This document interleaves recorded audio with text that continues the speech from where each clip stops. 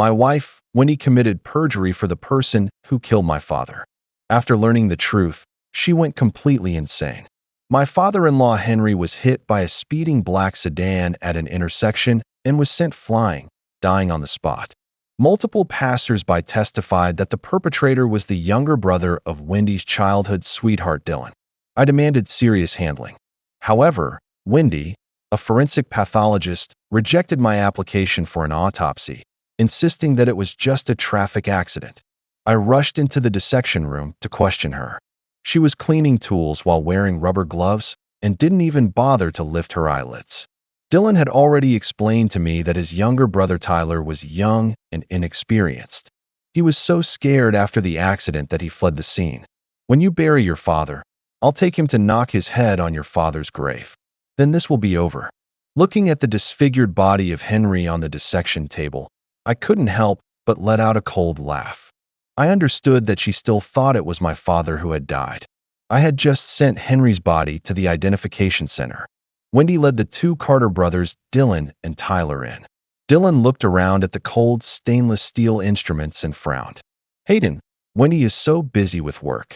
Why do you force her to work overtime for a dead person? It's such a waste of manpower and resources. Tyler was even more unrestrained. He whistled and swaggered to the morgue bed. He actually lifted a corner of the shroud with his fingertips, grinned, and directly pushed the body down. Old geezer, you still take up space even after death. You don't deserve to lie here and waste national electricity. My blood was boiling, and I was about to grab his collar. But Wendy slipped between us. She pushed me back a few steps and stood in front of them, as if protecting her cubs. The person is already dead. Do you still have to make things difficult for the living for a dead person? I stared at her as if looking at a stranger. Since the accident, she had no curiosity about the cause of the deceased's death. Instead, she tried her best to obstruct the investigation.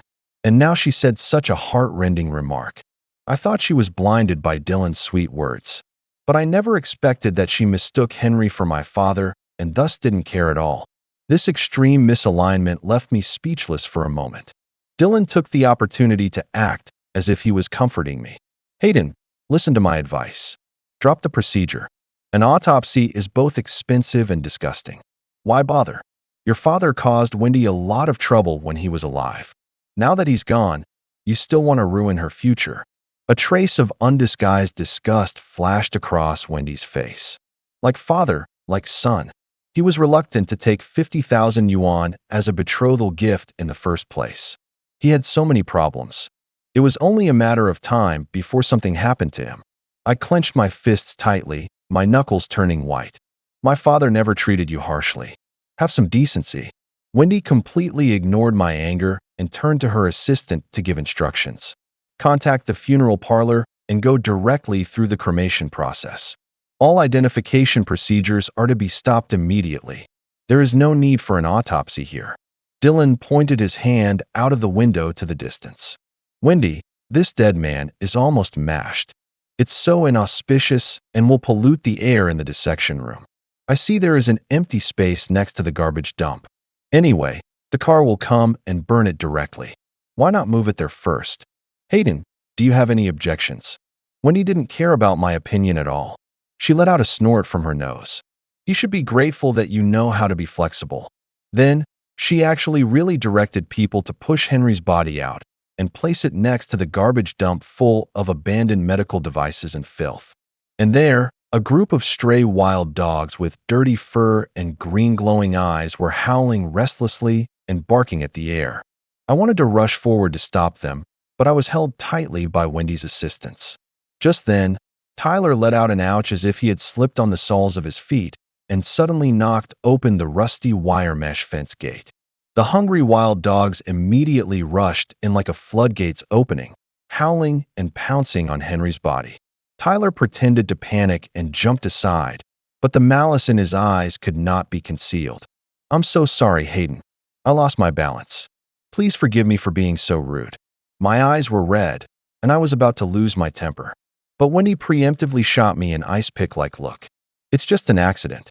Tyler isn't to blame either. Besides, dust to dust, earth to earth. What's there not to accept? You're just so narrow-minded. Looking at the body that was trampled and bitten by the wild dogs and quickly became a mess, all my anger finally condensed into a bone-chilling laugh. Wendy, there will be a day when you'll cry and not know what to do. When she personally discovers that this person, whom she allowed others to throw to the dogs and insulted wantonly, is actually her own biological father. I want to see if she can still wear that calm and professional mask. I'm crying. Wendy seemed to have heard the worst joke in the world. She turned her gaze away disgustedly and said in a firm tone, I asked you to come here to let you drop the case as soon as possible, not to watch you play the role of a filial son. Sign Tyler's forgiveness agreement immediately. He's just a child. You can't ruin his life because of such a small matter. My answer was as cold as iron. In your dreams. Henry was silenced by Tyler, who drove the car to kill him because he obtained key evidence of Dylan's embezzlement of public funds. This is blatant murder. A forensic pathologist who should have defended the truth is so perverting right and wrong, and is even indifferent to the tragic death of her own father. How ironic. Wendy's face darkened, completely dropping her disguise. Hayden, don't refuse a toast only to drink a forfeit. With my professional authority and appraisal conclusion, if I say it's an accident, it must be an accident. Even if we go to court, I am 100% sure that he will get away unscathed. I am giving you dignity now. Don't wait until you are completely defeated and sent to prison to beg me. My heart turned cold, and I couldn't help but retort. Since you think I'm embarrassing, let's get divorced. Wendy was instantly furious. Hayden, you actually used divorce to threaten me. She pointed at Tyler, who was standing next to the mess, kicking a dog playfully. Even if Tyler's mistake caused some damage, isn't he now actively making up for it? His attitude is correct. Why are you so relentless? I looked at Tyler's unrepentant, mocking smile. Then I looked at Wendy, who was as cold as ice, and the last bond in my heart completely broke. That forensic pathologist Wendy, who used to stay up all night to clarify the truth of a wrongful case and was full of offer life, had long since ceased to exist. Tomorrow, the lawyer will deliver the divorce papers to you. Dylan immediately adopted a conciliatory tone. Hayden, on Valentine's night, when he was simply comforting me through a difficult time after my breakup. If you're upset, direct your anger at me. Don't hurt Wendy by talking about divorce. His words only poured fuel on the fire. Wendy became convinced I was being unreasonable and suddenly slapped me across the face. So all this is just because you're jealous. Hayden, you're truly a petty man. Fine, you want to make a scene. Let me make this clear. You won't get this divorce. As your legal spouse, I'm issuing this forgiveness statement on your behalf right now. She sharply ordered her assistant to bring legal documents, quickly signed a forgiveness agreement, and slammed it in front of me. And I won't give you any chance to cause trouble in court either. Hayden, you've brought this upon yourself step by step. After Wendy left with Dylan, I used all my resources to move my father-in-law Henry Miller's remains to a secure location. I immediately had my lawyer prepare divorce papers and called Wendy directly. Though she answered, I could hear Dylan's faint laughter in the background. Hayden, I don't have time for your nonsense right now, she said coldly. I'm warning you. Stop trying to cause trouble at the police station or anywhere else. Your accusations are meaningless. Don't waste your energy. I remained silent. Apparently to provoke me, she suddenly switched to video call. The screen showed her sitting intimately with Dylan on a couch, his arm around her waist. She deliberately aimed the camera at them, then turned and gave Dylan a long, intentional kiss right before my eyes. Overcome with disgust, I quickly ended the call. With negotiation hopeless, I resolved to pursue legal action. The next day, I returned to the police station to formally file charges against Tyler for murder and against Wendy and others. However, upon stating my purpose, the officer turned cold. Mr. Reed, we've received orders not to pursue this case. Please leave. When I tried to explain and show video evidence, another officer approached with even harsher tone. Dr. Moore has already informed us that you've been making false accusations due to mental distress from family issues. If you continue harassing us, we'll charge you with disrupting public order. Unable to defend myself, I was essentially forced out of the station under strange looks. Just outside, I encountered Wendy and Dylan, who seemed to have come specifically to confirm the outcome. Wendy looked at my disheveled appearance with a mocking sneer, pulling a document from her bag. "Sign this. Promise not to pursue any charges or appeals regarding my brother's matter." When I glared at her unmoved, she signaled to Dylan, who immediately showed a live video on his phone. Henry Miller's body on a massive industrial waste conveyor belt, heading toward a roaring shredder. "Sign it, and I might let your father's body remain intact. Otherwise, he becomes fertilizer in seconds," Wendy said coldly. Watching the video, heartbroken, I stared intensely at Wendy. "Open your eyes. That's your father. The little finger he lost when he pushed you out of the way of a car when you were a child. Don't you recognize it?" The video zoomed in clearly on the missing finger.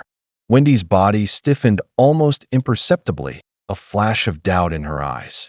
But Dylan immediately interrupted loudly. "Wendy, don't be fooled. I just visited Uncle recently. He was fine at home drinking tea. This must be Hayden fabricating evidence with some random body to frame us. He's insane." These words instantly erased Wendy's hesitation, filling her eyes with disgust and anger. "Hayden, how could you sink so low? To frame Dylan, you'd even desecrate the dead. You disgust me." She ordered into the phone, "Destroy it. Now." I watched Henry's body being pushed into the machine, my vision blurring with rage. "Wendy, you monster." Wendy, as if completing some cleaning task, threw the agreement in my face. "You're the inhuman one. If you trouble me again, I'll make your end worse than your father's." She took Dylan's arm and walked into the police station, undoubtedly to destroy all evidence unfavorable to Tyler. Inside the precinct, the air was stifling. Flanked by Dylan and Tyler, I was escorted to the reception desk. Dylan's arm draped over my shoulder, seemingly friendly, but his fingers dug painfully into my shoulder as he threatened in a low voice. "Tell the police you're withdrawing the case. One wrong word, and your life will be hell." His goal was clear: force me to withdraw the death report and admit to filing false charges due to emotional instability. I laughed coldly inside but maintained numb composure, nodding. Wendy walked ahead, still wearing her professional white coat, face filled with unquestionable authority. She approached the officer and presented her forensic credentials. "Officer, I'm Dr. Wendy Moore from the Municipal Forensic Center.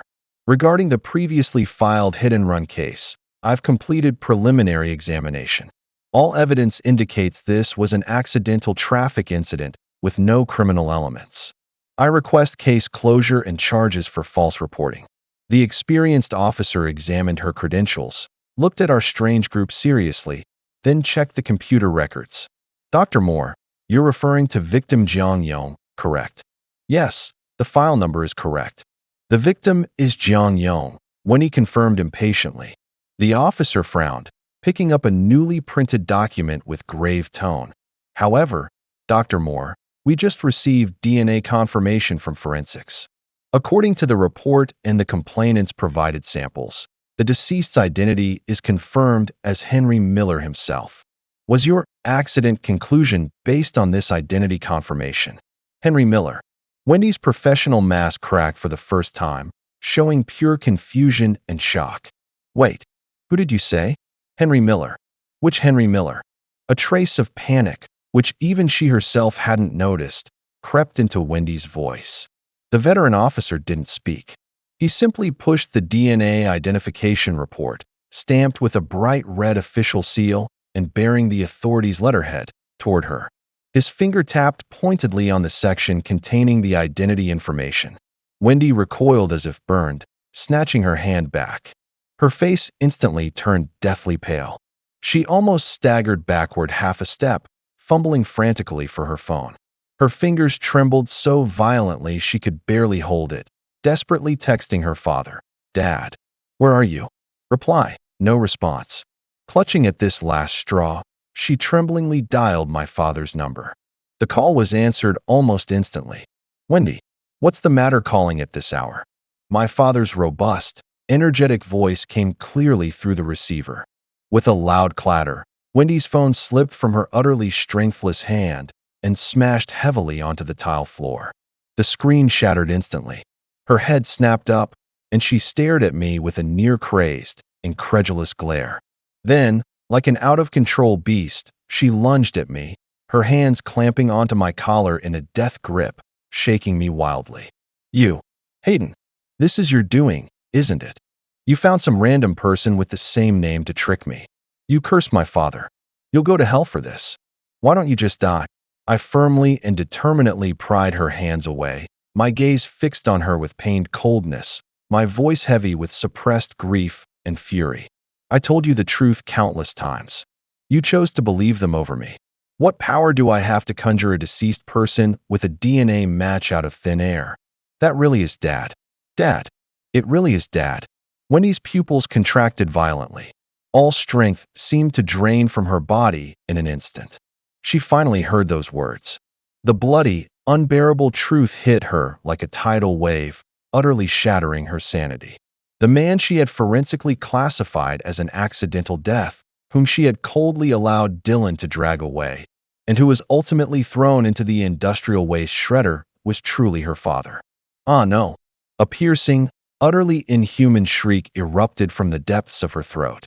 Her entire body went limp like a rag doll, collapsing to the floor, convulsing violently, tears and mucus streaming down her face. The police reception hall had other people conducting business. By now, most had grasped what was happening. Instantly, hushed whispers and looks of extreme contempt, sharp as ice picks, shot toward the broken Wendy on the floor. She's a forensic pathologist herself, and she misidentified her own father's body. Still spoke up for the perpetrator and demanded the case be closed. Is this daughter insane or blind? What a sin. All her education was wasted. These comments lashed at Wendy like whips. She jerked her head up, her face a mask of utter despair and madness. Wailing Dad, she scrambled on her hands and knees out of the police station entrance, as if desperately trying to chase after the remains that had long been turned to dust. The hall erupted in momentary uproar. The veteran officer reacted swiftly, his expression turning stern and serious as he issued an order. "This is a major situation. The suspect Tyler is likely involved in intentional homicide. Place him under immediate criminal detention." Dylan's face fell, and he rushed forward to intervene. "Officer, no, it's a misunderstanding. All a misunderstanding. Hayden already agreed to drop the charges. He promised me himself outside." He pointed at me urgently, making a last-ditch effort. I immediately stepped forward, my voice clear, calm, and loud as I denied it outright. I never agreed to drop the charges, nor did I ever admit to filing a false report.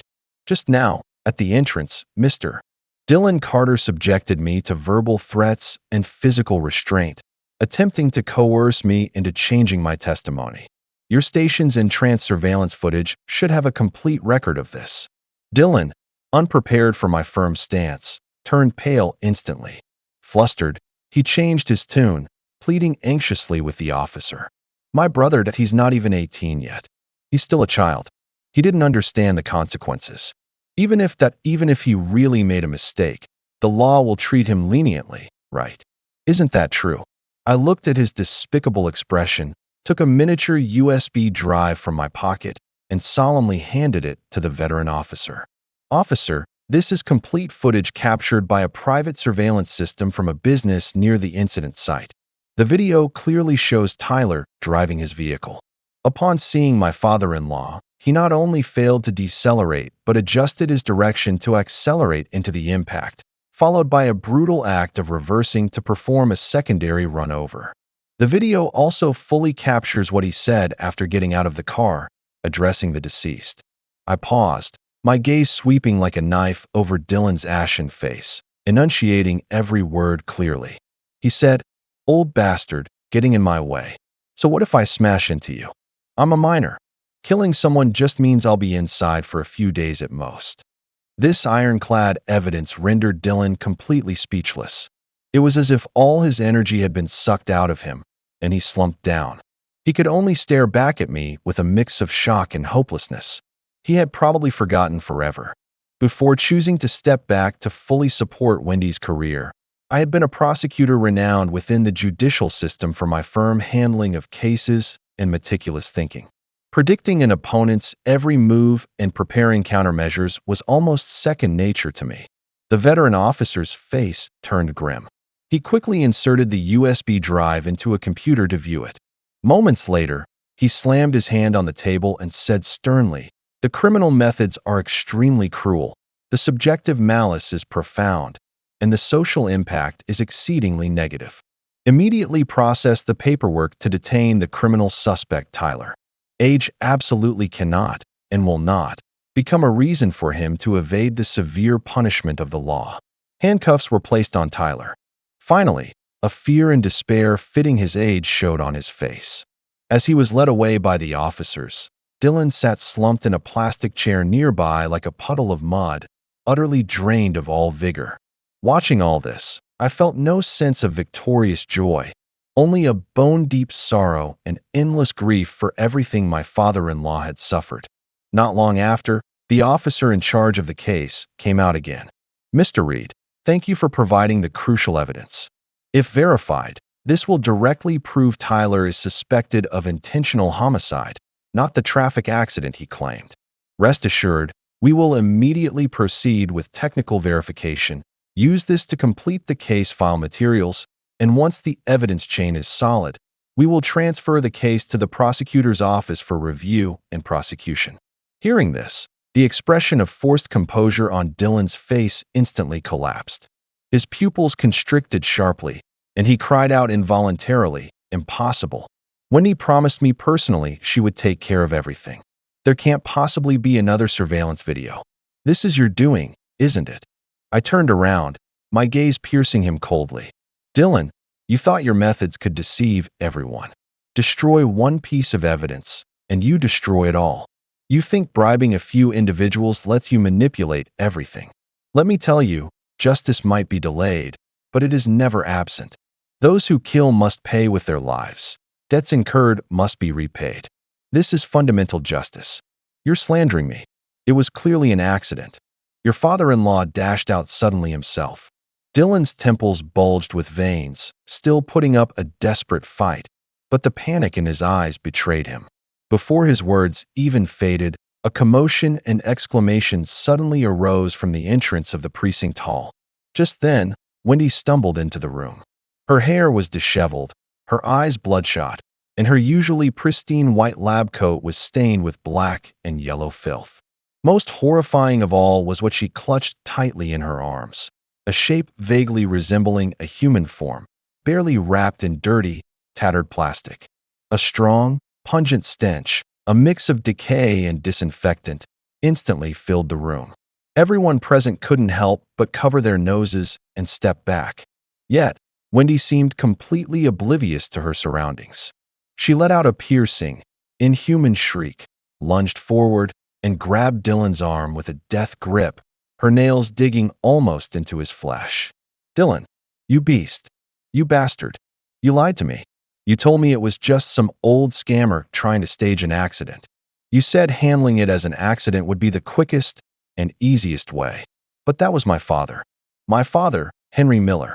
Her voice was hoarse and broken, a mixture of sobs and roars. "You knew all along. You knew it was my father from the very beginning, didn't you? That's why you kept stopping me. You wouldn't let me look closely at the scene photos. You wouldn't let me touch the preliminary autopsy report. You were afraid I'd recognize him.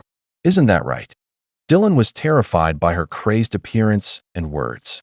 He tried desperately to shake her off, his face filled with disgust and fear, and said sharply to the officers nearby, "Officer, get her away from me. She's insane. She's hysterical and rambling from the shock. You can't believe a word she says." Two officers immediately stepped forward, attempting to restrain the seemingly deranged Wendy. She struggled violently, crying and shouting through her tears, "And your murderer brother. He intentionally killed my father. He should die a horrible death. He should never get out. He belongs in hell." During her intense struggle and cries, her gaze suddenly swept over me, standing aside with an expression as cold and hard as iron. Wendy's movements froze instantly. Those bloodshot eyes flashed with extreme guilt, panic, and unconcealable shame.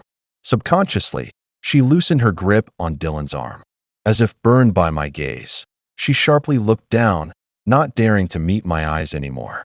Dylan seized the chance to break free, straightening his crooked collar nervously and pointing urgently at Wendy as he addressed Captain Clark.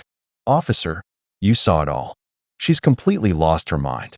Earlier, as a forensic pathologist, she insisted it was an accident, and now she's turning around and accusing people. Any opinion or statement she makes in this state is completely unreliable. I demand she undergo a psychiatric evaluation." "You shut up." Wendy raised her head suddenly, interrupting Dylan with a roar that seemed to use every ounce of her strength. She was breathing heavily, her chest heaving, seeming to use immense effort to barely suppress the sobs in her throat before turning to Captain Clark. Though her voice still trembled violently, she forced into it a remnant of her professional, forensic pathologist's calmness, a calm that sounded incredibly fragile and desperate. "See, Captain Clark, I formally apply to retract the conclusion regarding the manner of death stated in the preliminary forensic autopsy report I previously issued." She paused, each word seeming to be squeezed out between her teeth, filled with immense pain and shame. "Based on the emergency re-examination I just conducted, the morphological characteristics of the injuries on the victim, Henry Miller's body, especially the points of impact, angles, and tire marks from multiple collisions, are more consistent with being caused by someone intentionally driving a motor vehicle to strike him multiple times at high speed." These words hit like a bolt from the blue, not only stunning Dylan into silence, but also causing the surrounding officers to look at each other in disbelief. Dylan simply couldn't believe his ears. After a few seconds of stunned silence, immense anger and a sense of betrayal made him instantly furious, completely shedding all pretense. He pointed at Wendy's nose and cursed, "Wendy, you fucking bitch. How dare you set me up? Wasn't it you who clearly told me that the dead man was Hayden's father, that it was a God-sent opportunity to get back at him for looking down on you before, and that ruling it an accident was foolproof? Now you want to wash your hands clean and offer up my brother as a scapegoat? Dream on. That fake report you issued is ironclad evidence. If we go down together." Wendy trembled violently from this counter-accusation and the public exposure. She retorted shrilly, her voice piercing, "Yes. I agreed to do it precisely because I knew it was Hayden's father's body. The Hayden family deserved it. But you too." She pointed sharply at Dylan, her eyes wide with fury. "You two idiots. Morons. You've been to my house for meals so many times. You've seen my father. How could you be so blind not to recognize him? And you went along with desecrating his remains. You all deserve to die. Every single one of you is guilty." As the words left her mouth, she suddenly realized what terrible admission she had made in her desperation. Her face instantly turned as pale as a corpse. She looked at me in terror, her eyes filled with pleading, despair, and unspeakable shame. I looked at her, at this woman I had once deeply loved. Hearing her personally admit to that icy, cruel truth, the last faint bond in my heart, one even I hadn't been fully aware of, snapped completely. Nothing remained but boundless coldness, numbness, and a deep-seated disgust. I let out a cold laugh, took the divorce papers from my briefcase, and thrust them directly in front of her. "Sign it," I said, my voice so calm it was devoid of any emotion, as if stating an unrelated fact. "We are done." When Wendy saw what it was, her pupils dilated sharply, as if seeing something unacceptable. She shook her head frantically, tears mixing with the grime on her face as they poured down, and begged incoherently, "No, Hayden, I don't want to. I can't sign. I know I was wrong. I truly know I was wrong. I was deceived by them. I was misguided, deceived. Misguided." I interrupted her indifferently, my tone dripping with unconcealed sarcasm. "You jumped into this quagmire willingly. You yourself chose hatred and prejudice. Sign it. Don't make me say it a third time." I shoved the agreement into her trembling hand. Then I turned to Captain Clark, my tone returning to calm professionalism. "Officer, I'll leave the subsequent matters for you to handle according to the law. I'll take my leave now." After speaking, I turned resolutely and walked out of the Criminal Investigation Division's doors. Behind me, the faint sounds of Wendy's collapsed wails and Dylan's furious curses could be heard. But all of that was no longer any concern of mine. Just outside the police station, a car was parked by the roadside. The window rolled down, revealing the face of Peggy Grant. She was a former colleague of mine from my years working at the prosecutor's office, an exceptionally capable and highly principled prosecutor. I opened the car door and sat in the passenger seat, taking the cold bottle of mineral water she offered and gulping down several mouthfuls. The coolness temporarily eased the dryness in my throat and the stifling feeling in my chest. "The evidence is submitted," I said, my voice hoarse. Peggy didn't speak, just reached out and gently patted my shoulder. Silent understanding, in that moment, was worth more than 1,000 words. The car smoothly merged into the traffic, leaving everything behind. In the end, I still stepped in to arrange my father-in-law's funeral. I couldn't stand by and watch this elder's final journey end in such a careless manner. The funeral was conducted with dignity and propriety, attended by many of his old friends from his lifetime. As the ceremony neared its end and the guests gradually dispersed, a figure staggered, looking utterly lost, appearing at the cemetery entrance. It was Wendy. In just a few short days, she seemed to have been drained of all vitality, with sunken eyes and a pallid, ashen complexion. The once calm, confident, and even somewhat arrogant forensic pathologist had vanished without a trace. All that remained was a hollow shell, utterly crushed by the blows she had received. When she saw me, her eyes filled with pain, and she stumbled forward, wanting to grab my arm.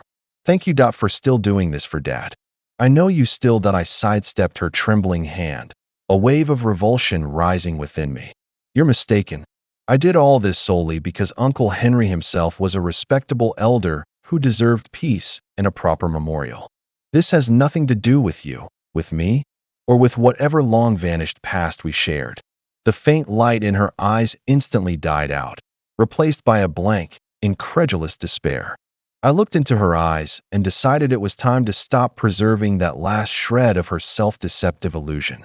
It was time she knew the whole, brutal truth. Also, there's something Dylan probably never told you. The reason Uncle Henry was in that remote area that day was that he had received anonymous tip-off materials containing concrete evidence of Dylan embezzling large company funds by abusing his position. He went there personally to meet with the informant for final verification. And the person he trusted to risk delivering those crucial materials for him was my father. Wendy looked as if struck by lightning, a broken sound escaping her throat. "No, you're lying. This isn't true. It's impossible." As if grasping at a final, illusory lifeline, she reached out for me again. I mercilessly brushed her hand away. The truth often hurts the most. But these are the facts. Whether you accept them or not is your own business. I refused to engage with her any further in this place of rest. Leaving her behind, I turned and walked away. Later, the court tried Tyler's case for intentional homicide. During the trial, Wendy and Dylan put on a disgraceful spectacle, turning on each other like rabid dogs to lessen their own culpability, wildly accusing one another and exposing even more unsavory dealings and details to the light of day. In the end, they were all imprisoned. Time flowed quietly by, and 5 years passed like flowing water. During those years, Peggy and I never lost touch. Both within the judicial system, we often exchanged professional insights, occasionally met for coffee, and caught up on each other's lives. During my darkest time, she had offered unbiased listening and rational support. We respected each other, encouraged one another, and a stable, warm affection grew between us subtly and naturally.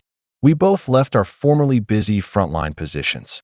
I devoted more energy to a forensic consulting center I co-founded with several friends. Peggy chose a legal review job that allowed a better work-life balance.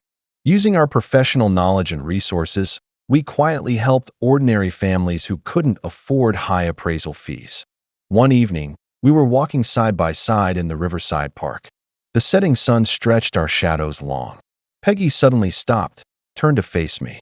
The evening glow illuminated her profile with a soft radiance. Her cheeks were slightly flushed, and her eyes, usually sharp with legal acuity, now held a gentle hope. "Hayden," she began softly, her voice like a passing breeze. "These 5 years, I've watched you step out of the quagmire, step by step, pouring all your energy into helping others and pursuing justice. I know the scars left by past hurts and betrayals run deep. But I still want to tell you, I see your resilience and kindness. My feelings that after all this time settling have become absolutely certain. Would you allow me to continue walking by your side on the journey ahead?" I looked into her eyes, filled with undisguised sincerity and tenderness. The corner of my heart that had once been frozen seemed to melt completely in this sunset glow, filled with warm light. I reached out and gently held her hand. Her fingertips were cool, yet they made me feel incredibly grounded. I nodded solemnly. "Peggy, thank you. Thank you for all your understanding and patience over the years. Thank you for this feeling. I also hope to walk hand in hand with you through the long road of life that remains." There was no earth-shattering confession, only a natural, understanding warmth. We smiled at each other, held hands, and continued walking slowly along the riverbank bathed in the sunset glow. On the weekend, I brought Peggy home for dinner. When my mother opened the door and saw us together, and saw my relaxed smile, she was momentarily stunned. Then her face broke into a look of complete understanding and heartfelt joy. She quickly stepped aside to let us in. My father couldn't help but laugh heartily. "Good, very good. Seeing you like this, the stone I've been carrying in my heart for so many years can finally be put down." He looked at Peggy with a kind smile. "Peggy is a good girl, steady and sensible. Hayden, you must treat her well. Don't bury yourself in work like you used to. You need to pay more attention to home, understand?" I smiled and nodded. "Don't worry, Dad, I understand. I was immature before, causing you and Mom worry." My father nodded with satisfaction, then looked at us both with keen interest, his eyes sparkling with anticipation. "So that when are you two planning to make it official? These old bones have been waiting to hold a grandchild for ages." He said this and then started laughing heartily himself. Peggy immediately blushed deeply, lowering her head in embarrassment, though a shy smile played on her lips. To change the subject away from Peggy's embarrassment, I casually picked up the remote control from the coffee table and turned on the TV. The local news channel was broadcasting the evening news. The anchor solemnly broke in with a just-received news flash. "We have just received reports of an extremely vicious, intentional hit-and-run incident this morning on Jinkai Avenue. According to sources, the perpetrator is Wendy Moore, who was released from prison just last month.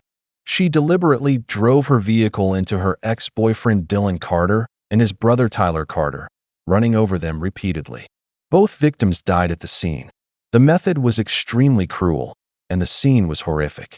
Winnie did not flee and was apprehended by police at the scene. Preliminary reports indicate she has confessed to the crime.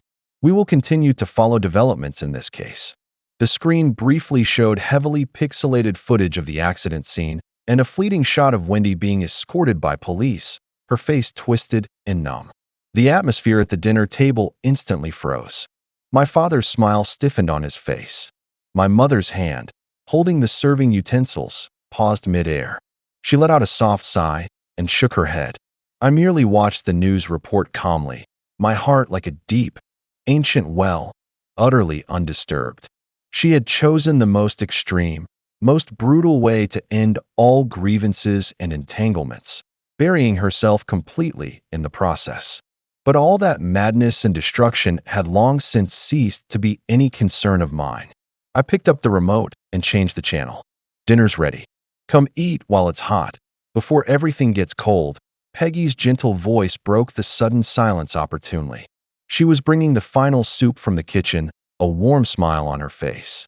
"Coming," I responded, stood up, and naturally reached out to gently hold her waist. We smiled at each other. The shadows of the past had finally dispersed. Old wounds had slowly healed with time and sincerity. The peace of this moment, the warmth of loved ones beside me, and the ordinary, real days awaiting us ahead This was the tangible happiness I truly needed to cherish and protect.